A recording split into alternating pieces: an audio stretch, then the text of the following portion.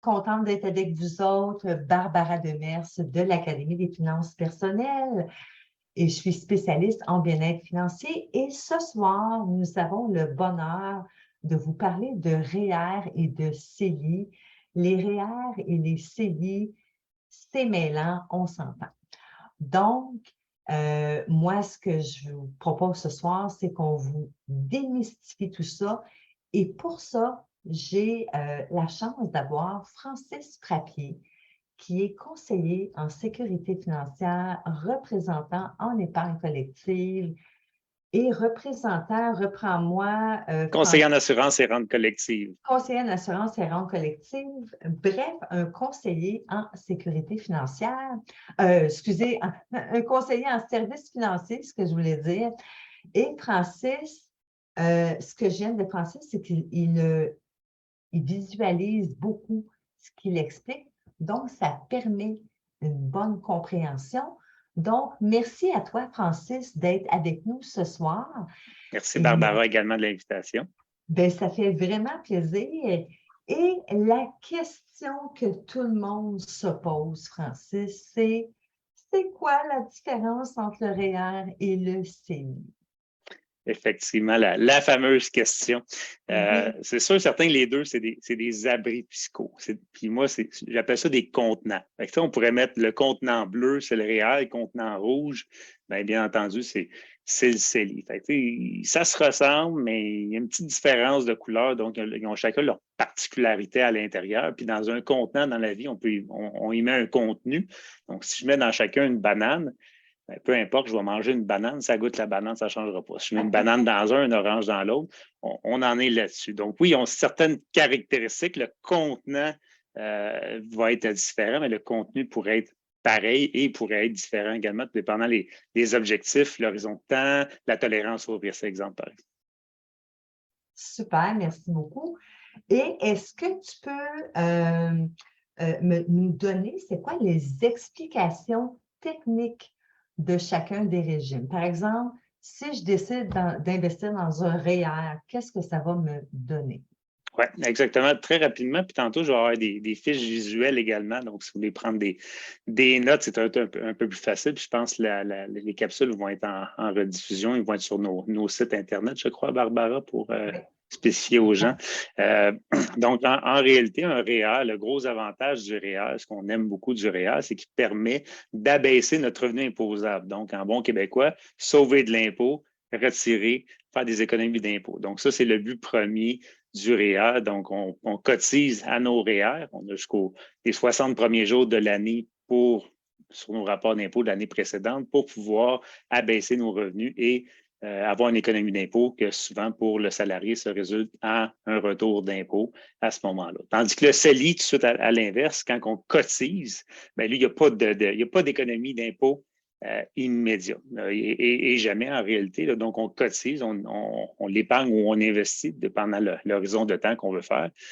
Et il n'y a pas de retour, il n'y a pas d'économie d'impôt. À l'intérieur de ces véhicules de placement-là qu'on a choisis, donc notre banane de tantôt dans l'exemple, à ce moment-là, bien, pendant que ça accumule, donc on laisse l'argent fructifier, le REER et le CELI, les deux ont le même avantage. Donc, on ne paye pas d'impôt sur de l'intérêt du gain en capital, du dividende, peu importe le produit qu'on a décidé de choisir. Et l'autre caractéristique, c'est lorsqu'on retire l'argent, quelques exceptions, tantôt on va regarder par rapport au REER, mais en règle générale, à la retraite, mettons, ou en tout temps. Lorsqu'on retire, bien, le REER va tomber imposable, donc on va devoir repayer de l'impôt. Encore là, il y a des exceptions, il y a des stratégies aussi potentielles. Tandis que le CELI, en tout temps, lorsqu'on le retire, il n'y a jamais d'impôt. Donc, en grand résumé, on cotise, le REER, on peut retirer des retours. Le CELI, on n'en a pas. Pendant que c'est là, on n'en paye pas. Puis quand on le retire, le CELI, on en paye. Le CELI, on n'en paye pas. OK. Super, merci. Tu parlais tantôt de justement le CELI, on peut mettre des placements que ça nous évite de payer de l'impôt. Moi, je suis une ancienne conseillère en placement. Toi, tu es un conseiller en services financiers. Donc, moi, le commentaire que j'entendais à l'époque, et ce que tu entends probablement encore aujourd'hui, c'est le CELI, c'est pas payant. C'est là qu'on arrive dans le contenu. Tantôt, on parlait de banane. On va changer à banane. On va mettre, tout le monde a pratiquement une voiture.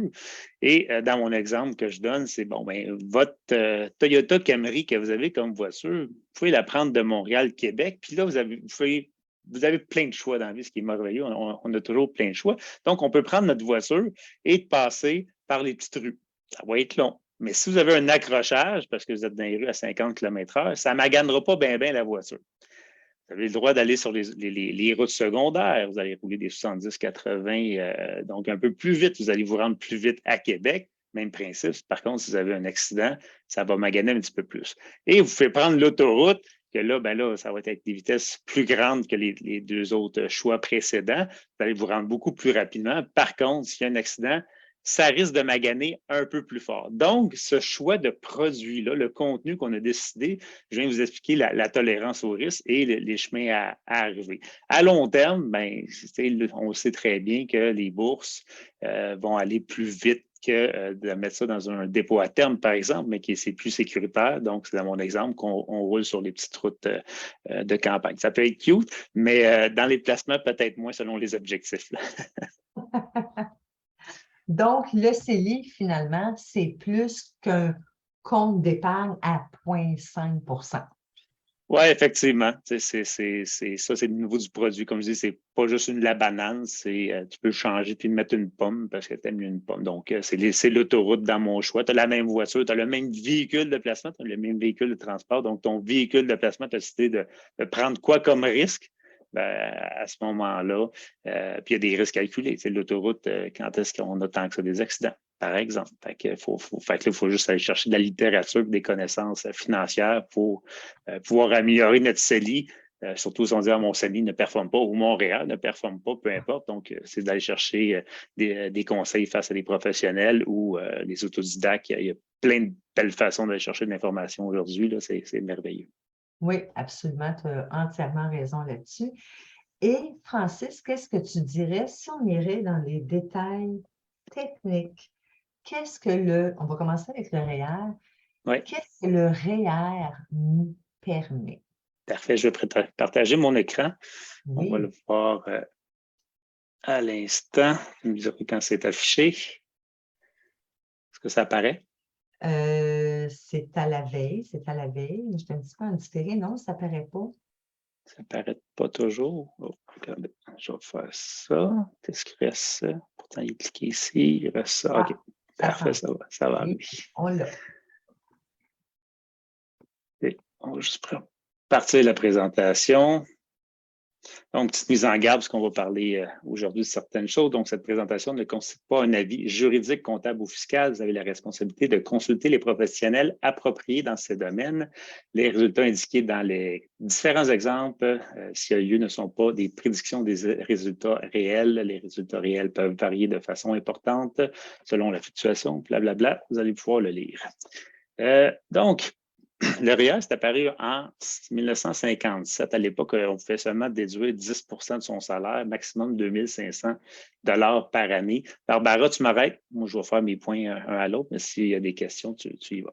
C'est un abri fiscal, comme je m'entendais. C'est un contenant qui permet de sauver de l'impôt. Il n'y a pas d'âge minimum pour contribuer. On travaille, on déclare un revenu, on fait des rapports d'impôt, donc on pourrait contribuer au REER à ce moment-là.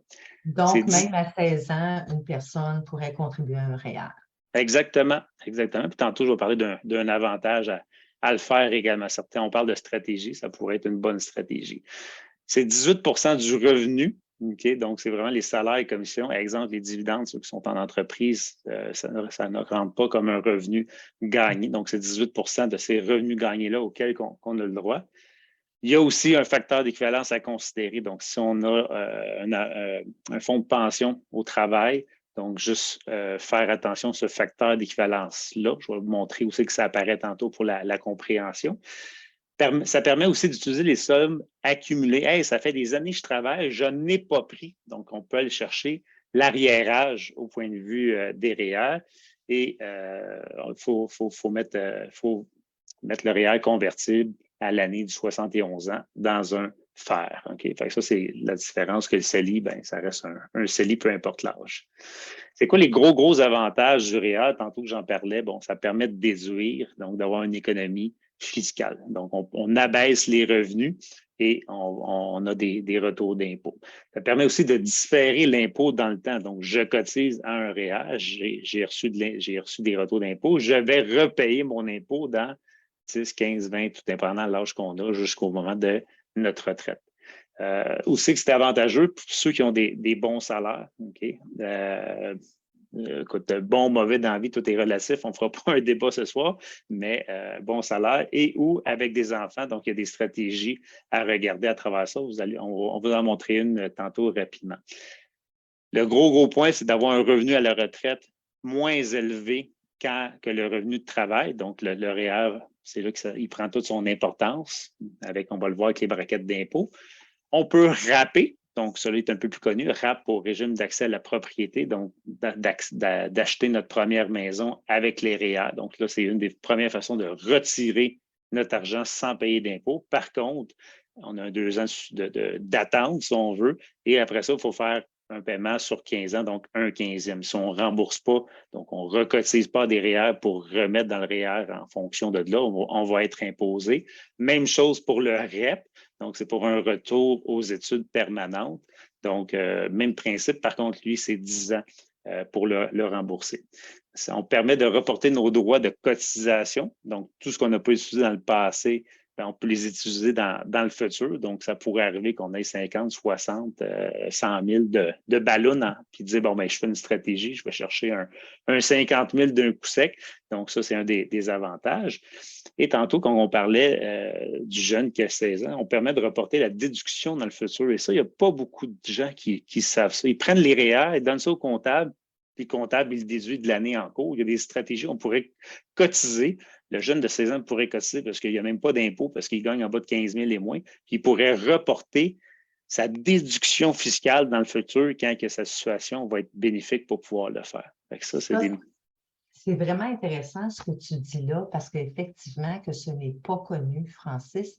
Est-ce qu'il y a un nombre maximum d'années qu'on peut reporter dans le futur? Mettons, moi, j'ai 16 ans, on s'entend que je ne suis pas là pantoute, mais je gagne 10 000 $, donc je peux contribuer 1 800 dans mon REER, mais on s'entend-tu qu'à 10 000 $, ça ne me donne absolument rien de mettre ça sur mes impôts? Est-ce que je peux attendre 5 ans, 10 ans avant de demander la cotisation, le retour d'impôt? Moi, je dirais que oui, sous toute réserve, consultez votre professionnel, parce que je ne l'ai pas vu et la logique serait de toute façon, le gouvernement va s'en balancer en bon québécois, parce que de toute façon, lorsqu'on va le retirer, on va repayer d'impôts. Donc, si on n'a pas réclamé notre impôt, ben, on va le repayer pareil plus tard. Fait que, selon moi, oui, ça pourrait être illimité dans le temps. C'est une bonne question. On pourrait la vérifier, pas si. Mais logiquement, ça serait oui. Merci beaucoup. Ça fait plaisir. Et également, ça permet d'avoir un 2000 excédentaire. Donc, cette petite caractéristique, là, 18 ans et plus, on peut commencer à avoir un 2000 $ excédentaire. Donc, on pourrait cotiser un 2000 $ de plus que qu'est-ce qu'on a le droit sans avoir de pénalité. Après ça, bon, on a une pénalité à travers ça. Merci beaucoup. Oui. Très, très intéressant. Et là, évidemment, il n'y a pas que des avantages, il y a aussi des désavantages. Toujours, hein, il y a toujours l'envers de la médaille, comme on mentionne. Donc, il n'y a pas grands avantages d'un REER pour des faibles revenus, moins de 30 000. Souvent, ça vaut zéro la peine. On va caractériser plus le CELI pour d'autres avantages.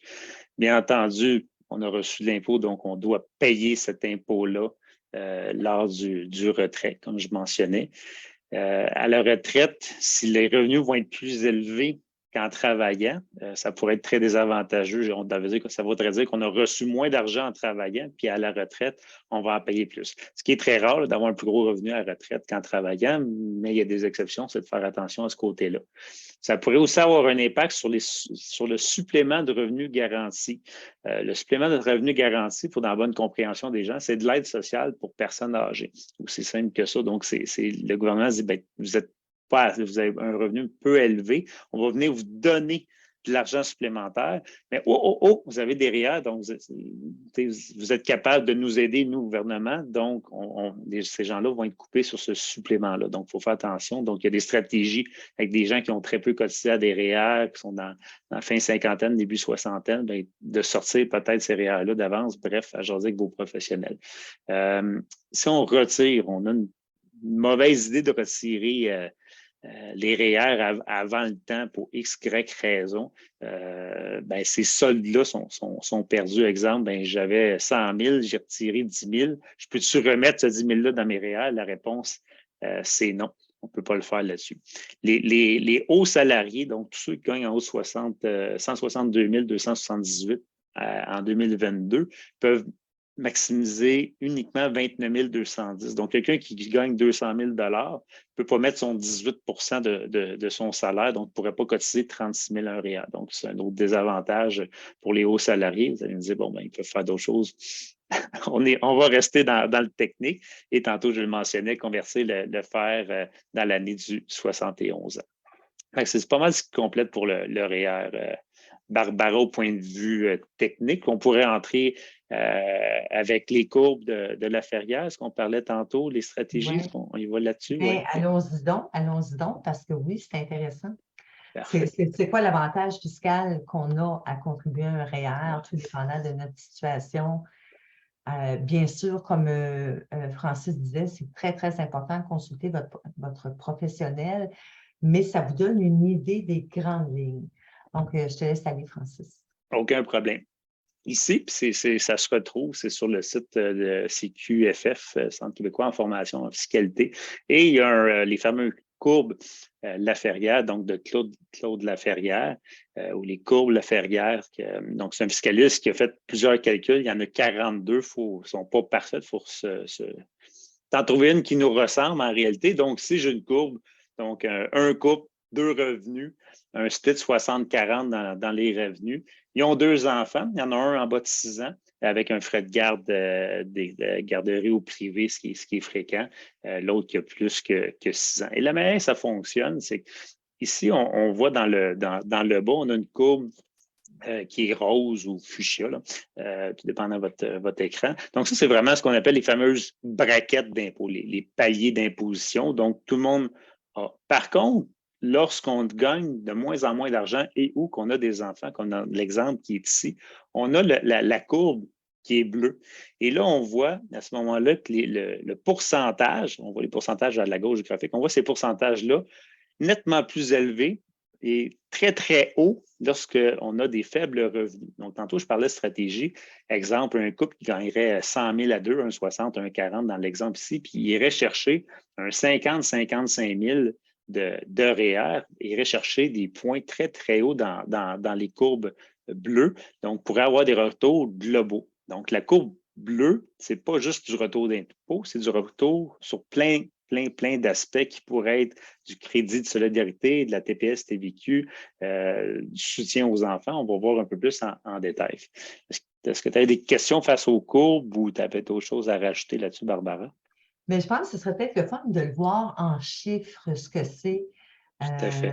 ces courbes-là. Ouais. Oui. Il y a certains professionnels qui ont un outil là, qui permet de chiffrer vraiment, de faire des stratégies très personnalisées. Donc, de dire, ben, on cotise un montant d'argent spécifique et quel est le pire et le moins bon scénario dans cette situation-là ici? Donc, on a Madame cliente qui est en haut, on a Monsieur client qui est en bas et on voit les zones qui sont vertes. Ça ne veut pas dire que les zones qui sont jaunes ou rouges nécessairement dans le graphique, c'est mauvais à 100 %. Ça veut juste dire que dans ce graphique-là, c'est juste la moins bonne stratégie. Là, que Madame mette 0 de REER, on voit que ce n'est pas très bon, 5 000. Par contre, on s'aperçoit que les pourcentages de retour peuvent être très, très bons vers la droite du graphique, là, vers le diagonale en bas. Et en dollars réels, ce que ça va donner, c'est que ce couple-là, donc exemple, avec 36 000 de REER pour monsieur puis 40 000 de REER pour madame, on pourrait aller chercher des retours totaux, un retour total de 46,4 avec justement les impôts, les soutiens aux enfants, le crédit de solidarité, crédit TPS, crédit d'impôt pour frais de garde au total.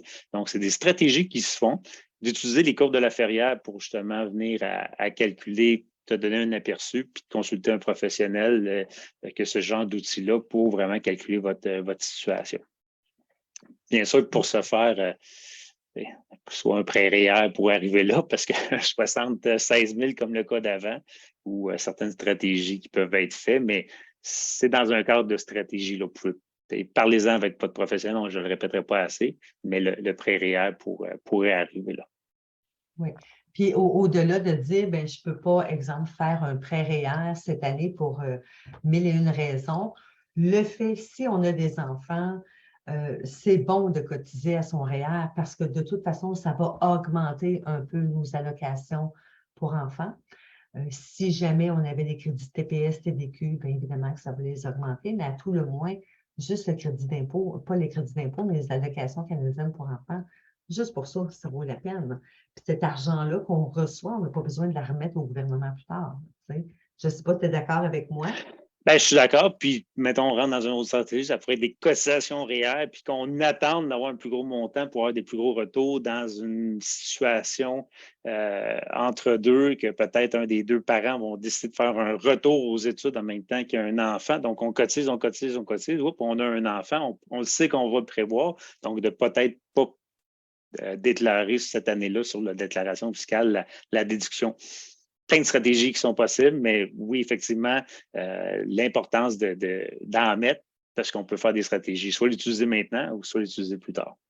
Puis tout ce que tu me dis là, c'est oui, l'importance de cotiser, mais l'importance de consulter un professionnel aussi. Bien, si on n'a pas cet intérêt-là, comme je dis, puis d'étudier tous les nombres d'heures que nous autres, on utilise, qu'on en mange, puis qu'on tripe, ben oui, allez voir quelqu'un qui s'y connaît, au moins, vous prendre. Puis, j'ai toujours rencontrez-en 2 ou 3, fittez avec l'humain. Vous allez avoir une relation à long terme. Faites-vous coacher, faites-vous guider par quelqu'un que vous allez avoir un fit. Puis tantôt, on en mentionnait, il y a tellement de diplômes, c'est un monde en soi. Bien, prenez le temps de consulter puis questionner. Puis sur le site de l'Autorité des marchés financiers, l'AMF, ils disent comment bien choisir son professionnel légalement. Là. Merci beaucoup, Francis. Et là, on a parlé du REER. Est-ce qu'on peut parler du CELI, les détails techniques du CELI, comment ça fonctionne? Bien sûr. Donc, le CELI, lui, est plus nouveau. Hein, c'est le petit bébé qui est arrivé en 2009. Ça reste un abri fiscal, bien entendu. Par contre, lui est disponible uniquement qu'à partir de 18 ans. Il y a un maximum qui pourrait être cotisé en arriérage, un peu comme le REER. On a le droit d'aller rechercher notre arriérage. Pour ceux qui sont nés en 2009, donc il y avait 18 ans en 2009, eux, aujourd'hui, en 2022, pourraient cotiser, je n'ai jamais eu, je peux cotiser 81 500 $. Cette année, c'est un 6 000 $ parce que le montant il augmente à chaque année. Puis tantôt aussi, je pourrais leur le montrer à la toute fin. Là, si quelqu'un il cherche qui n'avait pas 18 ans en 2009, qui a eu son 18 ans un petit peu plus tard, on va montrer une charte de comment où aller chercher l'information pour savoir, moi j'ai le droit à 40 000, j'ai le droit à 42 000, peu importe. Là, on va le montrer. Parce qu'à chaque année, versus le REER, que c'est un 18 du salaire, mais le CELI, lui, c'est un montant forfaitaire que le gouvernement décide. Donc, c'était 6 000 pour 2022. Possiblement qu'en 2023, on s'attendrait d'avoir un 6 500 parce que le montant, il y a une indexation dessus. Et comme je dis, les soldes sont cumulables. Donc, ça, je n'ai pas utilisé dans le passé. Je peux aller les rechercher. Donc, on va arriver avec les avantages, ma sœur Barbara. Bien oui, vas-y. Fait que tantôt, on disait les rendements ne sont pas imposables. Donc, l'argent que je fais dessus, je ne paye pas d'impôt. Et le retrait, je n'en paye pas non plus. Donc, la stratégie vraiment du CELI, quand on parle, il ne fait pas beaucoup d'argent. Au contraire, le CELI, c'est de la place pour en faire, pas à peu près. Il y en a qui ont fait des coups de circuit avec des gros rendements à travers ça. Donc, ça vaut la peine de faire respecter la tolérance au risque, bien entendu, mais c'est là qu'il faut faire le plus d'argent. Quand on leur tire, on n'a pas d'impôt à payer dessus. Exact. Est-ce que tu me permets d'arrêter, Francis?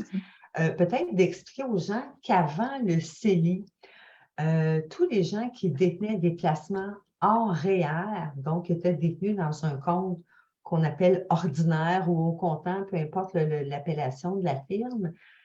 Et tous les revenus de placement étaient imposables. Et là, avec l'arrivée du CELI, les mêmes placements que tu fais, tu les mets dans le CELI et là, il n'y a plus d'impôts à payer. Ça, c'est de la magie. Ah oui, c'est vraiment incroyable, ce produit-là. C'est un autre aide que le gouvernement a permis à tous de sauver de l'impôt, un abri fiscal. Oui. Super. Si on continue avec les autres avantages, Francis? Oui. Le gros avantage aussi, c'est de remettre la somme qu'on a utilisée. Donc, j'ai cotisé 40 000 à l'intérieur, je le mettais là pour un projet X de m'acheter quelque chose. Finalement, je m'achète ce bien-là ou ce voyage-là. Donc, je retire la somme. L'année d'ensuite, on peut la recotiser. Donc, ça, c'est l'avantage de dire, exemple, j'ai le 81 500 à l'intérieur. On va aller plus loin dans l'exemple. J'ai cotisé toutes les années au fil du temps. Puis au fil du temps, j'ai fait de l'argent, j'ai fait de l'intérêt. Puis mon 81 500, aujourd'hui, il vaut 100 000. Je retire le 100 000 en 2022. J'ai une opportunité d'investissement XY ailleurs où je n'ai de besoin, peu importe. 2023, on peut remettre son 100 000 plus probablement le 6 500 qui va arriver en 2023. Donc, c'est ça. Ça, c'est le gros avantage. C'est le REER, tantôt on parlait, lui, on ne peut pas dire j'ai retiré, je vais aller le remettre. Ce qui a été utilisé, on ne peut pas le faire à travers ça. Ce montant-là, comme je dis, il est fixe à chaque année. Il est décidé quand ça s'était mis au départ en 2009. C'était 5 000 auxquels on avait le droit. Ça a augmenté à 5 500 au fil du temps. Il y a eu une année à 10 000, une exception. 6 000 à partir de 2019, bon, 20, 21, 22. Et comme je dis, je pense qu'on va s'attendre à un 6 500 pour 2023. Et même principe, l'autre avantage que j'ai dit, on peut aller chercher le 81 500, donc tout ce qu'on n'a pas utilisé dans le passé, donc ça permet de reporter nos droits de cotisation. Donc, ça, c'est les avantages du CELI et le revers Et il de doit y la avoir médaille. des désavantages aussi. Il y en a un petit peu, bien sûr. Donc, on ne peut pas déduire comme le REER la cotisation. Le REER permettait de sauver de l'impôt, donc de le réduire notre revenu imposable. Le CELI ne le permet pas.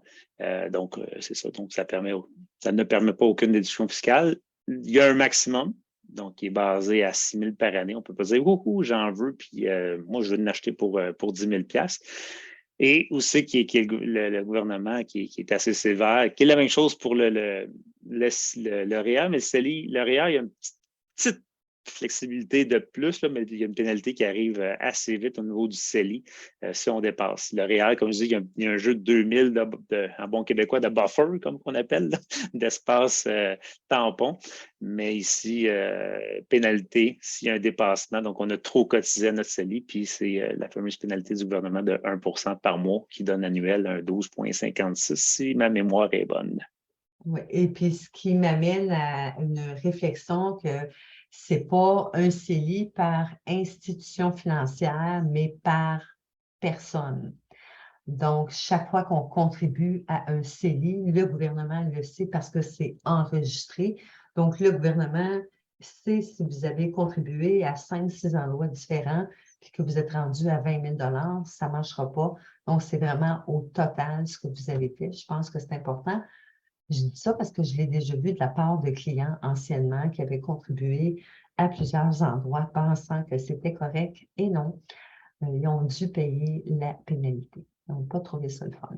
Oui, parce que aussi, pour réenchérir, tu sais, CELI, qui est l'acronyme qui veut dire compte d'épargne libre d'impôt, fait que c'est probablement que les gens l'ouvraient comme en étant, j'ouvre un compte d'épargne, comme le compte chèque, compte d'épargne, mais ce n'est pas ce même genre de compte d'épargne-là. C'est vraiment un produit complètement différent, un contenant différent. Un compte d'épargne, ça serait un contenant jaune dans mon image. Ça ne sera pas le rouge comme le CELI. Puis je pense que c'était bleu que j'avais dit. En tout cas, il faudrait se réécouter. Mais bref. C'est bon. Et dis-moi, Francis, je ne sais pas si dans tes notes que tu avais d'autres choses que tu voulais nous présenter? Oui, tout à fait.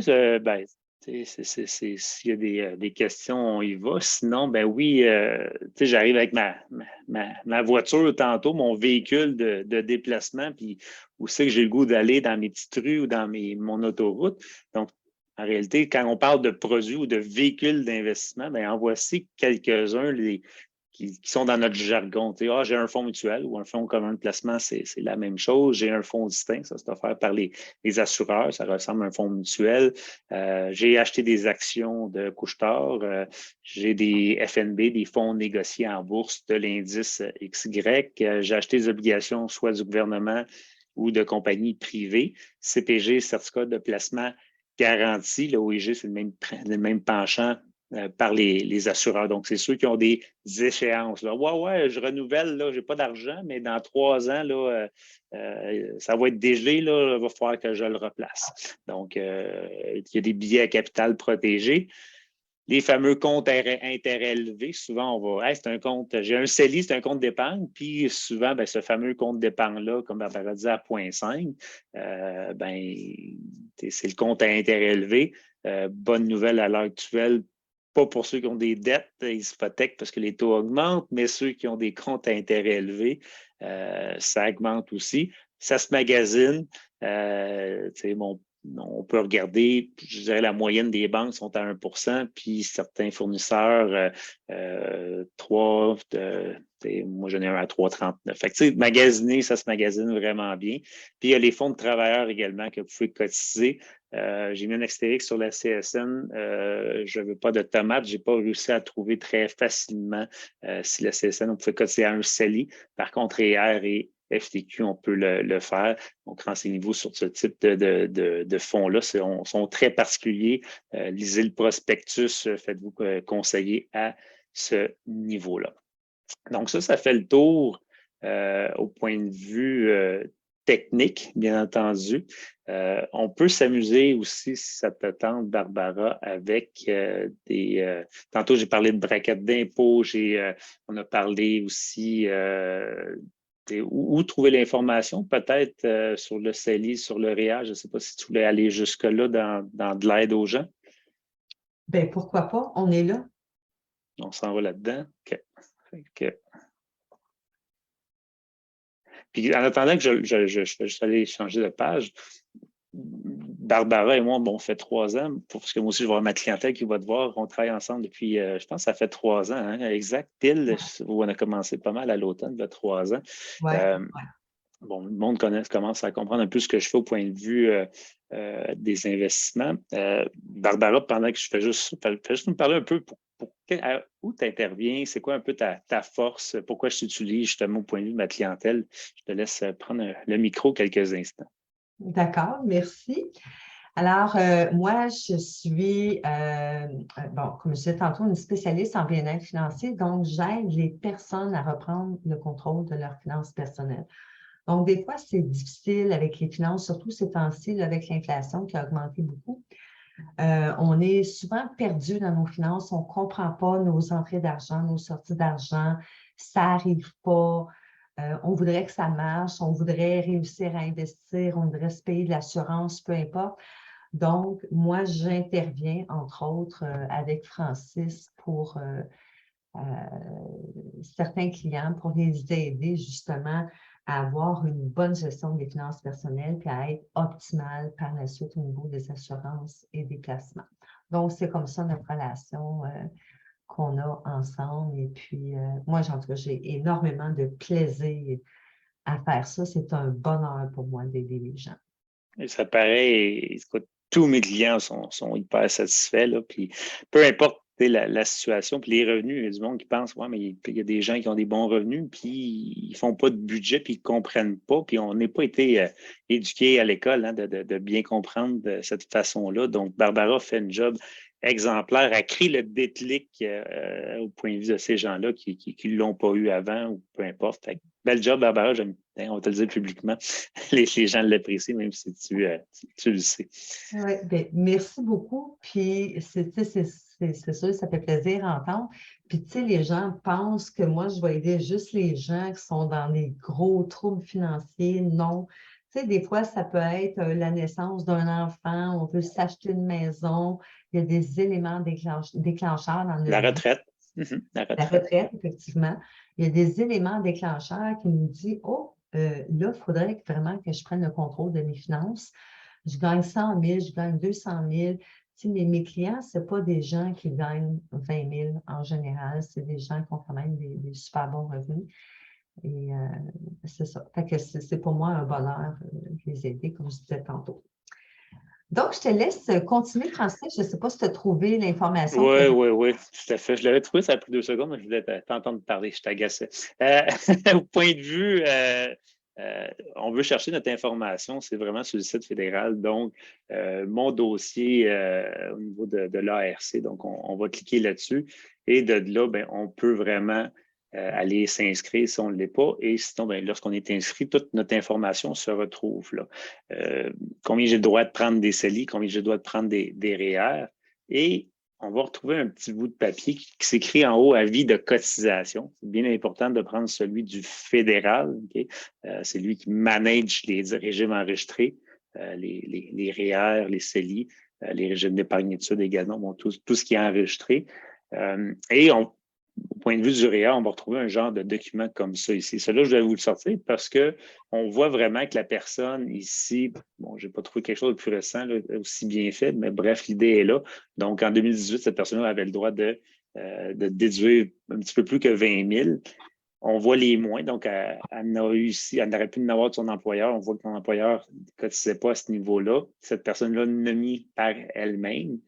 On rajoute le fameux 18 de son revenu gagné jusqu'à un maximum de 26 500. Donc, on voit que cette personne-là devait gagner à peu près 150 quelques mille en 2018 parce qu'elle est allée au maximum, moins le facteur d'équivalence. Donc, le fonds de pension qui est calculé, c'est un calcul actuariel qui est mis ici.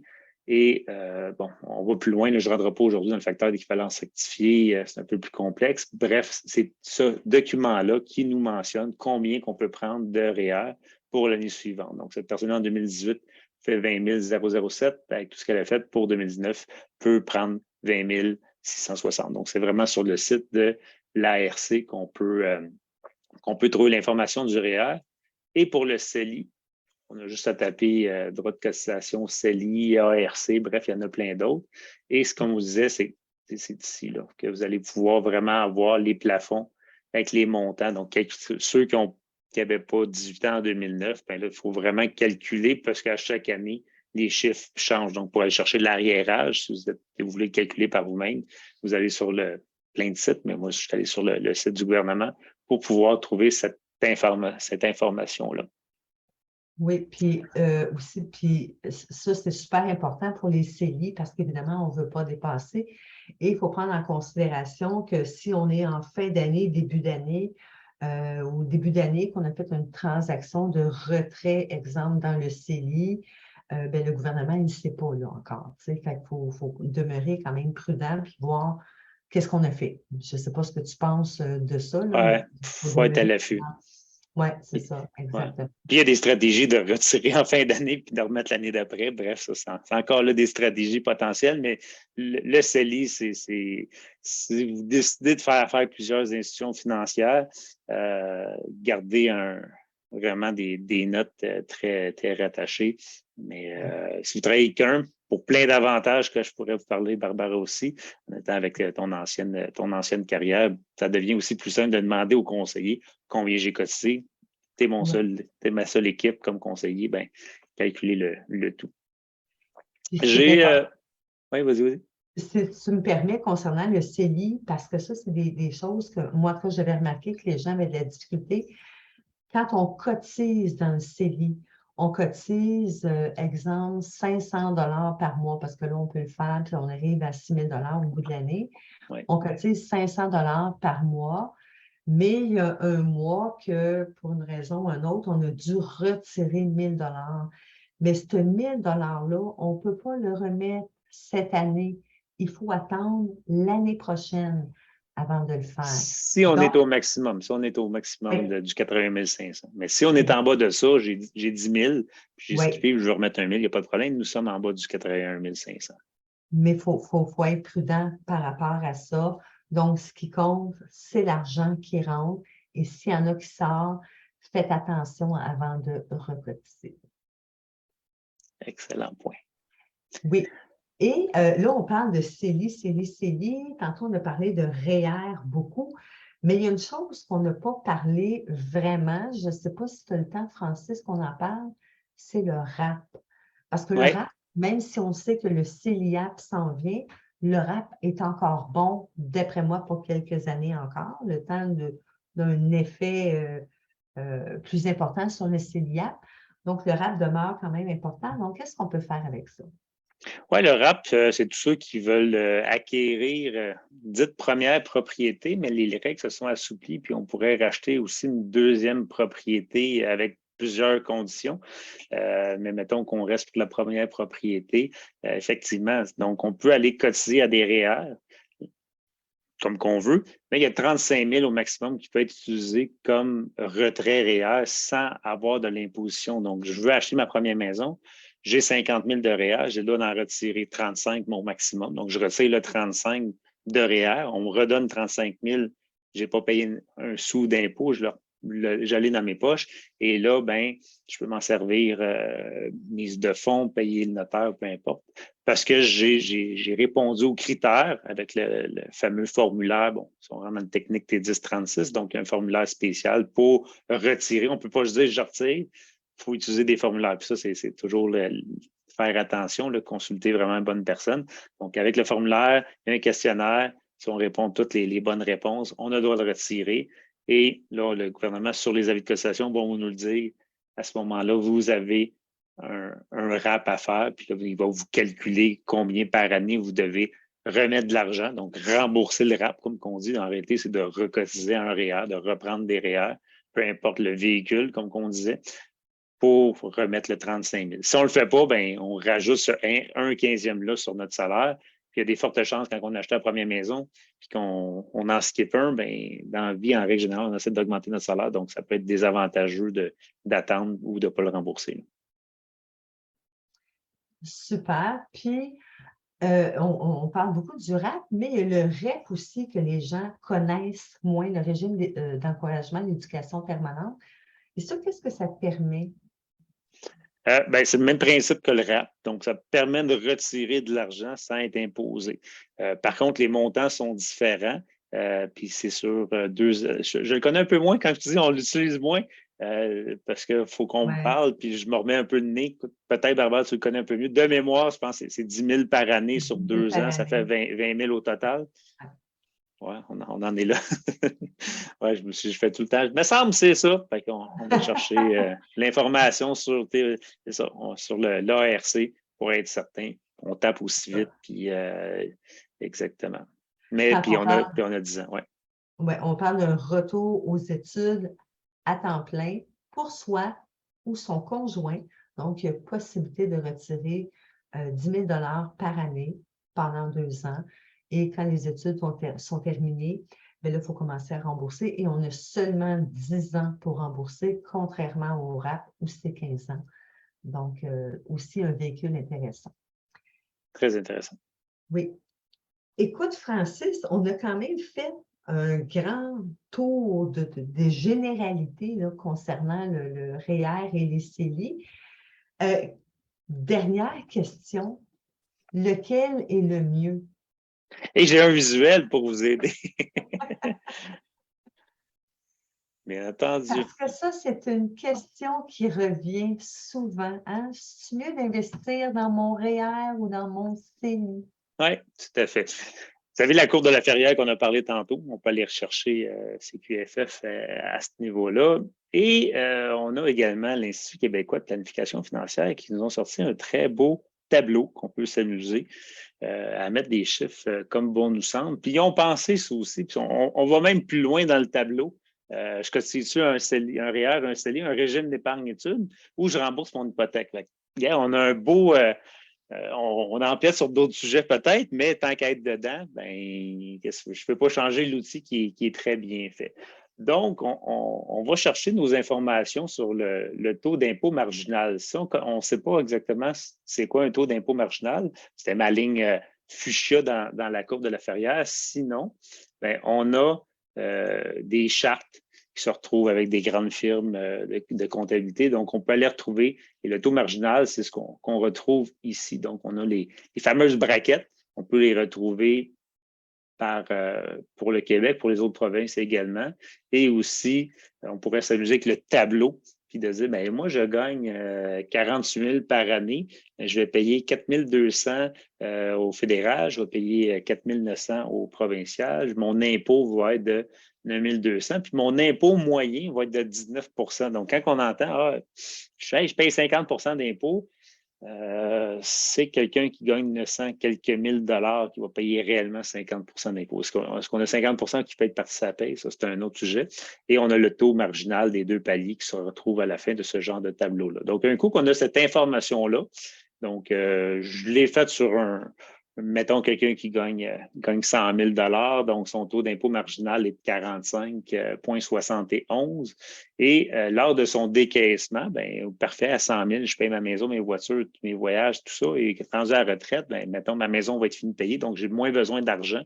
Donc, j'aurai un taux d'imposition marginale au décaissement, donc au retrait de mon REER, beaucoup moins élevé à travers ça. Bon, ici, on peut mettre d'autres critères au point de vue du décaissement d'un régime d'études pour les enfants.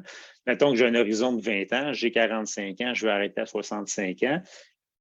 On peut s'amuser de mettre du rendement comme qu'on souhaite. Donc, dépendant le véhicule, on a-tu un char qui se rend dans les petites rues où on prend l'autoroute, donc on pourrait s'amuser de dire, ben, je veux du 4 % je veux du 5 je veux du 6 donc peut-être ça va vous faire changer votre autoroute ou votre route secondaire pour vous aider pour votre retraite. Et j'ai présumé aussi un taux d'emprunt qui était sur l'hypothèque à travers ça, pour une cotisation de 10 000. Est-ce que tout est clair, Barbara, ou est-ce que je vais trop vite? Oui, on se retrouve, mais c'est quand même beaucoup de chiffres. C'est beaucoup de chiffres. Pour ça que vous allez pouvoir vous amuser, puis on a expliqué, mais en simplifié, c'est dire le REER, quand on prend du REER, on a un retour d'impôt, puis quand on va le retirer, on va en payer. C'est aussi simple que ça, tandis que le CELI n'a pas du tout. Puis l'outil, ce qu'il va chercher beaucoup plus loin, c'est de dire oui, je cotise 10 000 pour 10 000, c'est juste que pour réellement cotiser 10 000, il faut être brillant dans tout ça, puis de dire, bien, si je cotise, si je veux réellement investir, et c'est là le nerf de la guerre de la question. C'est vraiment, est-ce que mon REER est meilleur que le CELI? Puis le nerf de la guerre, qui est là. Parce que le REER, on a un retour d'impôt. Donc, si on est vraiment brillant puis all-in dans le REER, bien, on va dire, bien, si je cotise, si je fais 100 000, je cotise 18 419 et 60 $ avec mes retours d'impôt, bien, je vais pouvoir réellement avoir mon 10 000 $ net investi. C'est un peu ça, versus que si on prend un 10 000 de CELI, c'est un vrai 10 000 qu'on a déjà payé de l'impôt dessus. Fait que c'est vraiment ça la différence. Et là, je vais garder juste les deux premières colonnes. Vous pourrez aller vous amuser pour le reste, pour le régime d'épargne études et l'hypothèque. Et là, on a la cotisation, on a le même rendement qui se retrouve à la colonne rendement pour les deux. Et on a le capital à l'échéance, bien entendu, le REER qui va être beaucoup plus élevé. On a mis 18 000, donc on est allé vraiment cotiser à travers ça. Par contre, comme on mentionnait, c'est qu'il va y avoir le retrait au moment il va y avoir l'impôt au moment du retrait d'argent. Donc, les montants totaux sont vraiment calculés convenablement. Et dans un exemple que j'ai pris à 100 000, que son revenu baisse, puis on le fait intelligemment, bien, le REER va gagner, bien entendu, de ce côté-là. Par contre, si on cotise réellement 10 000, puis on prend le retour d'impôt de 4 500, puis on s'en va au Mexique, bien, c'est sûr qu'à la retraite, il va y avoir plus d'argent dans le CELI parce qu'on n'a pas fait d'autres choses avec le retour d'impôt. C'est là souvent qu'on va se retrouver avec ce fameux dilemme-là, puis de dire, bien, c'est correct, j'ai quand même cotisé, je me suis aidé à la retraite, puis je me suis payé la traite. Ou j'ai remboursé une dette, ou j'ai pris un régime d'épargne études, ou j'ai recotisé à mon CELI avec mon retour d'impôt. Bref, l'ensemble de tout ça. Comme on l'a dit quelques fois aujourd'hui, consultez un professionnel ou amusez-vous avec des sites faits par des professionnels, donc ou une renommée de l'Institut québécois de planification financière qui offre des beaux outils à s'amuser. Mais ça dépend et la meilleure réponse à tout ça toujours. Bien, super. Écoute, c'est vraiment, vraiment intéressant, Francis. On a appris beaucoup ce soir. Merci beaucoup de ta participation à ce Facebook Live.